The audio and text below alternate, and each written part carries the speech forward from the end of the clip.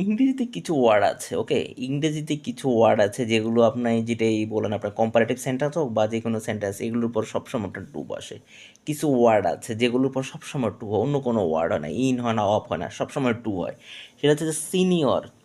এই যে সিনিয়র বলেন না আমরা, সিনিয়র, জুনিয়র, ইনফিরিয়র, মানে যতগুলো ওয়ার্ডের শেষে আই ওয়ার আছে, বা মানে যতগুলো ওয়ার্ড না আই ওয়ার আছে, এই ওয়ার্ডগুলো senior, junior, inferior, superior, ulterior, posterior, prior, এদের পরে সবসময় কিন্তু টু বসে। মানে এদের পরে আপনি যে কোনো প্রিপোজিশন বসুক না, এদের পরে সবসময় আপনি আনডাউটলি টু বসাইতে হবে।